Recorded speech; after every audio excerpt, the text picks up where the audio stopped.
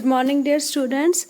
So, our next topic of group theory is product of two subgroups. What are subgroup? We know that uh, a subset of a group, which is itself a group, is called a subgroup. Now, what is product of subgroups? If we have two subgroup H and K of G, then H into K, which contain the elements of H and K multiplied together, keeping the order in mind that we have to write the element of H at the first place and element of K at the second place. So all this product will be a set which is known as product of two groups or product of two subgroups. Now we have taken here the example that if we take the group S3 and H and K are two subgroups of it, now we have to write H into K, their product. Product means the multiplication of element correspondingly. First we take the one element of H, that is I, then we multiply I with I and I with 1 3, we get I and 1 3. Next element is 1 2, and 1 2 is multiplied with I, then 1 2 is multiplied with 1 3. 1 2 multiplied with I give us 1 2, and 1 2 multiplied with 1 3 will give us 1 3 2. Why? Because when we write them in order 1 2 and 1 3, and we have to multiply, so we have to write the corresponding permutation, which is 1 2 3. Image of 1 is 2 and image of 2 is 1, and 3 has image 3, because the element which is not in the cycle means that is an invariant element, fixed element. And here the image of 1 is 3, image of 3 is 1, and image of 2 is 2. Now when we multiply these permutations, we have to write 1 2 3 as the element. Now we have to write the images of these elements according to the product. Now keep in mind, first of all we have to take the element of this set, then of the first one. So the image of 1 under this is 3, image of 1 is 3, and image of 3 is 3, so image of 1 is 3. Now image of 2 is 2 and image of 2 is 1 here. Then image of 3 is 1 and image of 1 is 2 here. So we get 3 1 2 as the image of 1 3 2. Now we have to write them as a cycle. Then the cyclic form of this is image of 1 is 3, after 1 it will be 3, and image of 3 is 2, and image of 2 is 1. So it is 1 3 2 which is written here. So in this way we can find the product. Now if we write K at the first place and H at the second, then we evaluate the product, it will be known as KH. So in the same manner, if we multiply the element of K with the element of H, so we get these as a result. And you can easily see here that the elements of HK and KH are not equal. There is a difference of one element. So it means HK is not always equal to KH. And one more thing we can notice from here is that H and K both are subgroups, these two are subgroups, but their product HK or KH, these are not subgroups, right? So product need not be a subgroup in case this we have taken H and K from the set of permutation. Now the theorem. Then what is the case when H into K become a subgroup? So if H and K are two subgroup of G, then H into K, the product, is a subgroup if and only if this condition holds. So this is the question of if and only if condition. So we have to take necessary and sufficient part separately. First of all, we take the necessary part, or you can say firstly let H and K be two subgroups of G and HK be the subgroup of G. First we take HK to be subgroup, and we will prove that HK is equal to KH, right? And to prove two groups equal, the two subgroup equal, the two sets equal, it means we have to prove they are subset of each other, So this is the way of proving two things equal. If we have two sets A and B, they are equal if and only if each is subset of the other. A is a subset of B and B is a subset of A. This is the way of proving two sets equal. So here also we have to prove HK is a subset of KH and KH is a subset of HK. First we will prove HK is a subset of KH. How to prove? A set is a subset of other set if each of its element is also the element of the other set. So we take the element X in HK. If X in HK, then X inverse is also in HK. Why? Because HK we have taken as a subgroup, and subgroup means inverse of each element exists, so X inverse will exist. So X inverse is the element of HK, means it can be written in this way: small h into small k, where small h is the element of capital H and small k is the element of capital K. Now consider this thing very important. We can write X as X inverse inverse. If we take double inverse, it will be X only. So X inverse, value of X inverse we have taken as HK. HK inverse will be K inverse into H inverse. The way it is written, so it is the element of KH, because the elements of KH are of the type one element of K at the first place and one element from the H from the second place. So the order suggests that this is the element of KH. What is the element? X. So X we have taken from HK, and now we can see that this element belongs to KH. It means every element of HK is in KH. That means HK is a subset of KH. So this is the first part we proved. First part of the necessary part, because in the necessary part we have to prove both equal, so we prove this half part, and for the other part also we have to prove in the same manner, that we have taken one element from KH, and we will prove that KH is a subset of HK if every element of KH is in HK. So here the element is X. X in KH means X can be written as K into H, small k into small h. Now X inverse, if we take inverse, so inverse on the other side will reverse the order. It will become H inverse into K inverse.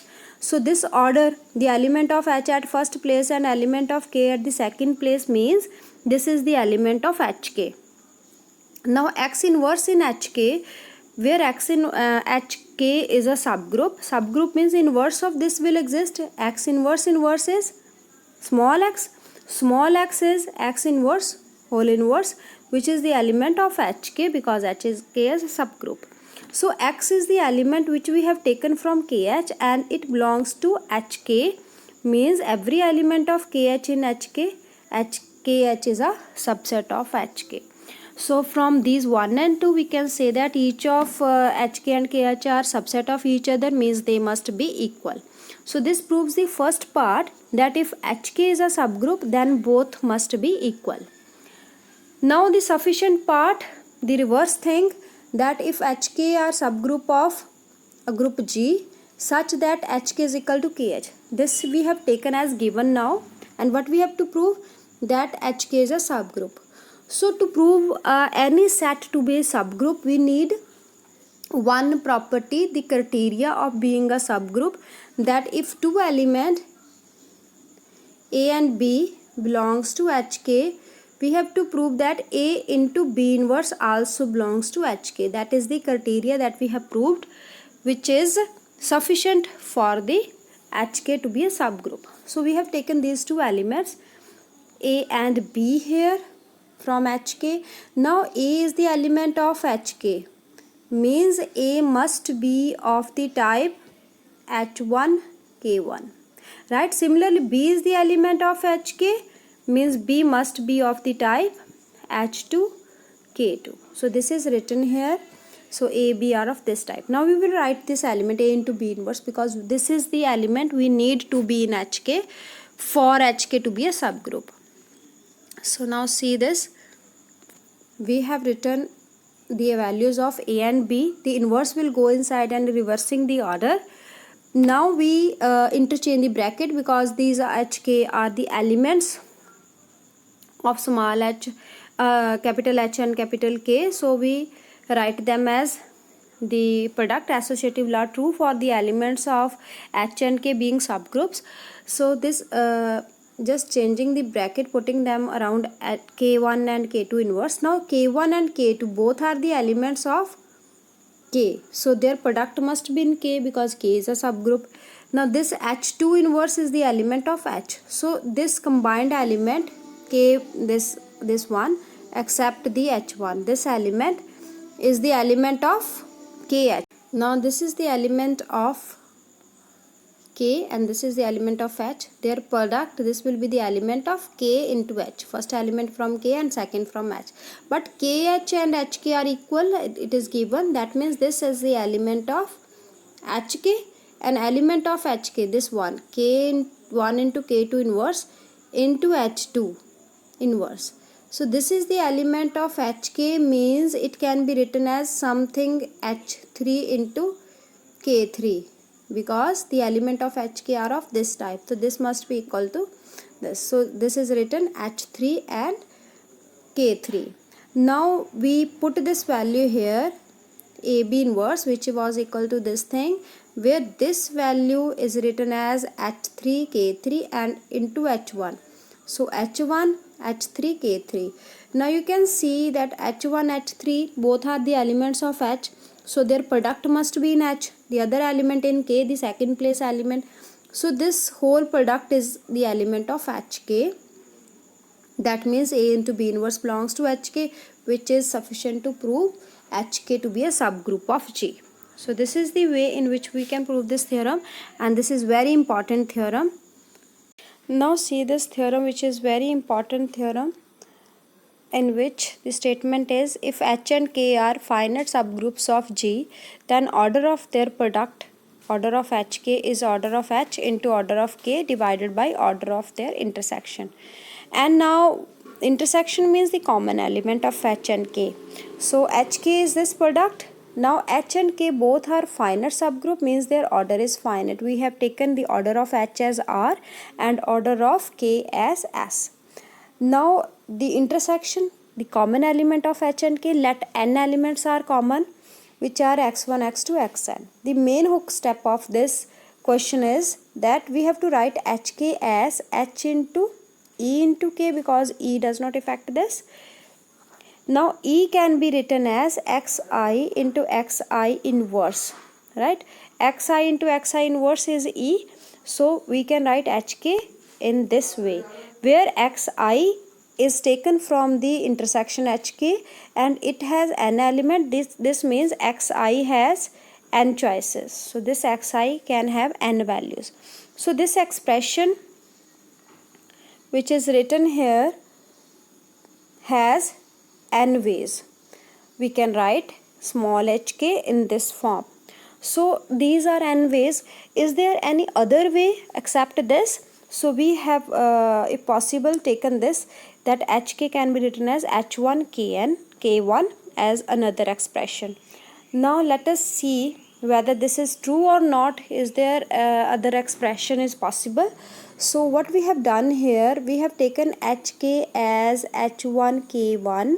So we multiply this, pre-multiply by h inverse and post multiply by k1 inverse. That means what we have done here, we multiply by k1 inverse here and k1, I'm going to write it again.